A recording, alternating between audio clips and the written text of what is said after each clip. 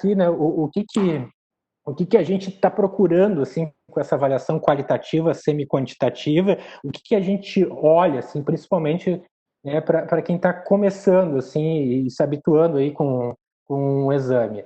São 4 pontos, né? Vocês vão ver que, obviamente, com a experiência, vocês vão botar o olho depois de fazer muitos exames, ver muitos casos, discutir, fazer correlação, né, clínica, radiológica, né, discutir com os colegas ecocardiografistas, com outros colegas que são mais experientes do point of care, vão ver que com o tempo vocês batem o olho e já vem, ó, isso é uma disfunção grave. Ou bate um olho e vem, ó, esse cara, essa função histórica é normal do ventrículo esquerdo. Mas como é que a gente sistematiza essa avaliação? Quais são os pontos que a gente vai olhar, principalmente para quem está iniciando a fazer essa avaliação? São 4 pontos. Não é difícil, é fácil de decorar. O primeiro deles, nós vamos avaliar o encurtamento longitudinal do ventrículo esquerdo. É o primeiro ponto que nós vamos avaliar. O segundo ponto é a mobilidade do folheto anterior da válvula mitral. Se vocês não se lembram ali da anatomia, da formação de janela, eu vou mostrar ali em algumas imagens. O terceiro ponto é mudança da área da cavidade, né, em relação da diástole para sístole, né? E, por último, o espessamento da parede do miocárdio. Então, vou avaliar esses 4 pontos de uma forma sistemática em todas as janelas que eu presenciar, né? No começo fica meio checklist, mas depois, com o tempo, com a experiência, vocês vão fazendo isso automaticamente, né, em todas as janelas que vocês presenciarem. Então, mas para o começo é bom se policiar e sistematizar a sua avaliação em todas as janelas, avaliar o encurtamento longitudinal, né? Na verdade, o encurtamento longitudinal você não conseguir em uma janela, que é a apical, mas também avaliar em todas as outras quando sempre que possível, a mobilidade do folheto anterior da mitral, mudança da área da cavidade da diástole para sístole e também o espessamento das paredes do miocárdio. Então, começando então sobre o encurtamento longitudinal. Imagine como a distância longitudinal, eu digo, essa medida, como a distância aí entre o ápice do ventrículo esquerdo, né, e também, né, o ponto médio ali entre os 2 ânulos da mitral, e o ânulo lateral e o ânulo septal. Então está marcado na imagem as bolinhas amarelas ali.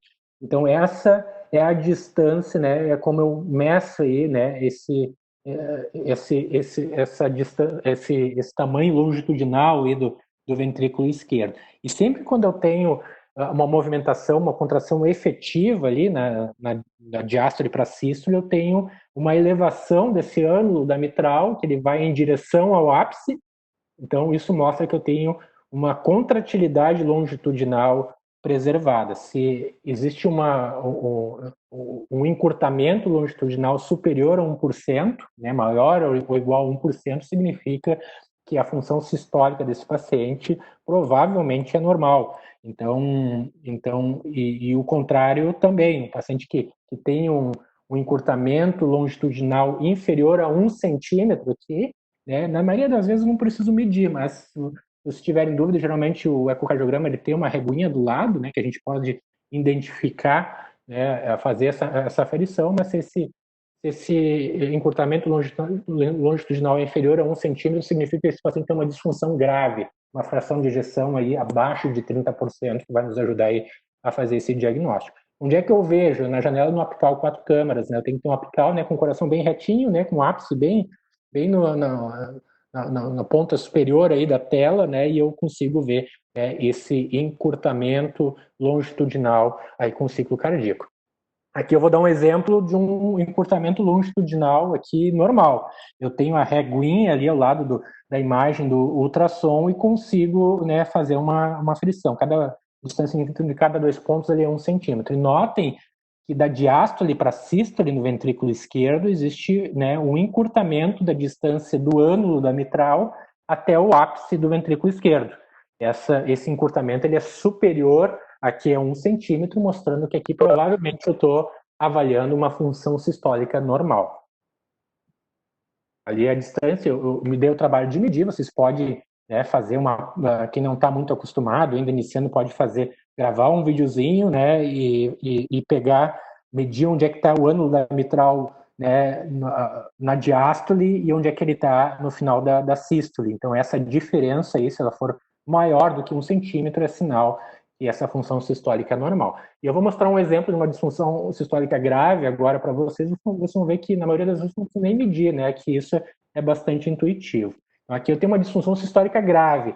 Notem que eu não tenho contração longitudinal praticamente do ventrículo esquerdo, né, que meu ânulo da mitral ele não se movimenta de uma maneira satisfatória em direção ao ápice do ventrículo esquerdo. Então eu estou presenciando aqui uma disfunção sistólica grave, né, por esse parâmetro aqui. Eu não tenho, né, essa movimentação, né, adequada, maior do que 1 centímetro, esse encurtamento longitudinal do ventrículo esquerdo.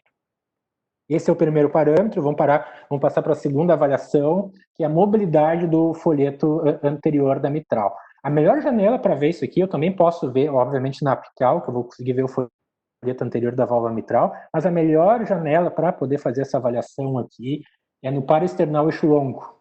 Então, eu vou basicamente, né, localizar a válvula mitral, né, e traçar um ponto, uma linha média que vai em direção ao ápice do coração, que passa pela válvula mitral, não é bem no meio da válvula mitral, mas que passa pela válvula mitral e vai em direção ao ápice do ventrículo esquerdo. Se a válvula mitral, normalmente, a amplitude de abertura dela, ela tem que ultrapassar essa linha média, então, de abertura. Normalmente, o folheto anterior da mitral, ele quase encosta no septo interventricular, ou pode encostar, né, durante o ciclo cardíaco, né, quando a válvula abre totalmente a válvula mitral, o folheto anterior ele ou encosta ou chega muito próximo de encostar aqui no septo.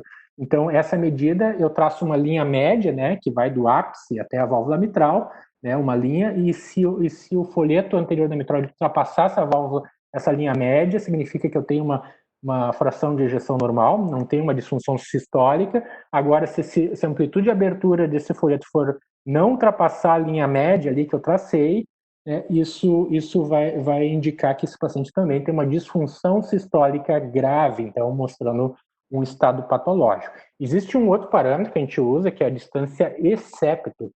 O E, né, do ABC, a vogal E, né, ele é o ponto de máxima proximidade entre o folheto anterior da mitral e o septo. Então, quando essa distância ela é inferior a 0,7 centímetros, menor ou igual a 0,7 centímetros, significa que a função sistólica é normal. Né? Então, se eu tenho um folheto anterior da mitral que está encostando no septo, ou está muito próximo de encostar, está menos do que 1 centímetro, significa que a função sistólica provavelmente é normal aqui, né, desse caso, desse paciente.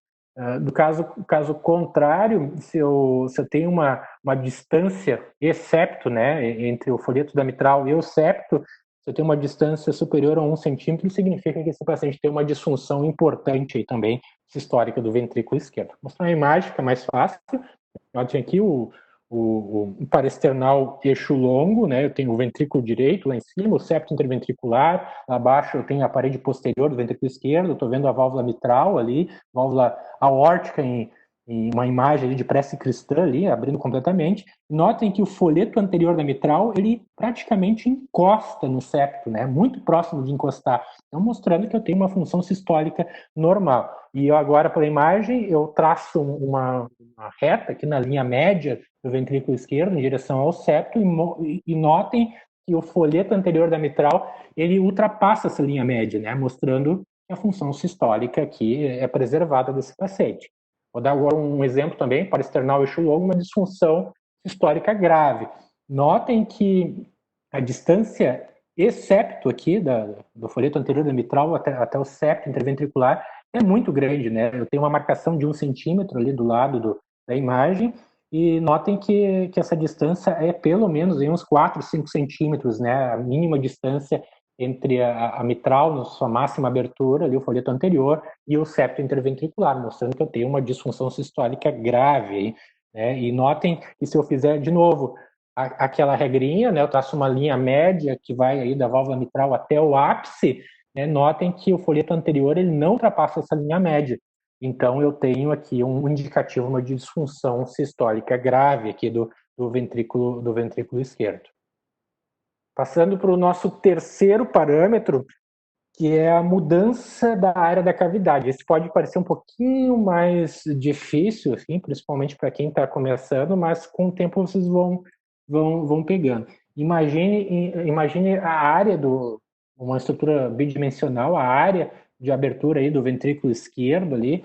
Imagine que da diástole para a sístole eu tenho que ter uma redução dessa área da cavidade superior a 1/3. Superior aí a 30% ali. Então essa é a dica. Se eu tenho uma redução da diástole para a sístole da área ali da cavidade do ventrículo esquerdo, é sinal que eu tenho um ventrículo esquerdo com uma fração de ejeção normal. Agora, se eu tenho uma redução inferior a 1/3, né, menos do que 30% aí da diástole para a sístole na área da minha cavidade, é sinal que eu tenho também uma disfunção sistólica grave aí do ventrículo esquerdo. Então, eu vou mostrar aqui uma imagem. Isso aqui é normal. Imaginem aí que uma estrutura bidimensional da diástole para a sístole, né, eu tenho aí, só no olho dá para ver que a gente tem uma redução de pelo menos aí 30% aí da área aí do ventrículo esquerdo. Então, isso é bem intuitivo, é de olhar. Vou mostrar agora uma disfunção sistólica grave para vocês poderem, né, fazer o comparativo. Aqui, ó, tem o mesmo corte, o corte parasternal transversal do ventrículo esquerdo. Eu tenho um ventrículo direito lá em meia-lua, lá circundando o ventrículo esquerdo. E notem que da diástole para a sístole, eu não tenho aí, né, uma redução da área do ventrículo esquerdo da cavidade superior a 30%, né? Eu acho que chutando aqui no máximo 15%, no máximo 20%, assim, olhando, né, por cima, mas é esse tipo de informação que eu quero que vocês gravem, assim, quando forem fazer uma avaliação qualitativa, semi-quantitativa do ventrículo esquerdo. Então, quando eu tenho uma redução da área inferior, da diástole para sístole, da área da cavidade do ventrículo inferior, aí a 1/3 é sinal que eu tenho uma disfunção sistólica importante. E chegando na quarta e última medida aqui, eu tenho o espessamento da parede do miocárdio. Então, onde é que eu olho? Se eu posso ver no apical, no eixo longo, no eixo curto, no subcostal. Mas eu grafei ali o eixo curto, porque é no eixo curto que eu consigo ver todas as paredes do miocárdio. Então, essa é a parte um pouquinho mais chata, né? Mas é importante ver todas as paredes, né, em diversas janelas, para ver se a gente não tem uma disfunção segmentar aqui, que vai ser muito útil, principalmente naqueles casos aí de dor torácica, de síndrome coronariana aguda, para a gente fazer um diagnóstico. Então, se eu tenho o espessamento normal da diástole para sístole da parede do miocárdio é superior a 1/3 do normal. Vocês vão ver que a gente está tudo falando aqui 1/3, 30%, é tudo meio parecido. Então, quando eu tiver um espessamento do miocárdio ou ausente ou inferior a 1/3, significa que eu tenho uma disfunção segmentar. Então, vou dar um exemplo. Então, eu gosto muito aqui do eixo curto, porque o eixo curto ele me dá uma ideia de todas as paredes aqui do ventrículo esquerdo. Então, eu tenho a parede septal ali, dividindo o ventrículo esquerdo e o ventrículo direito. Eu tenho, né, indo no sentido horário, a partir da parede septal eu tenho a parede anterior. Depois, muito próximo daquele papilar lateral ali, do músculo papilar, eu tenho a parede lateral. Entre os dois músculos papilares, eu tenho a parede posterior. E naquela região ali daquele músculo papilar mais próximo do septo ali eu tenho a parede inferior aí do ventrículo esquerdo. E notem que existe um espessamento simétrico aí de todas as paredes do ventrículo esquerdo, da diástole para a sístole, e esse espessamento é superior a 1/3 aí do espessamento basal aí na diástole. Quando eu vou para a sístole eu tenho esse espessamento superior a 1/3, mostrando que eu tenho, né, uma contratilidade segmentar aí, simétrica, né, e preservada globalmente. Então, esse é o que nos mostra. Então, só mostrando as imagens, né, a parede anterior, a parede lateral, parede inferior, né, e a parede posterior e o septo ali contraem, espessam de uma forma simétrica. Então, vou dar agora um exemplo e notem aqui como a minha contração, né, o espessamento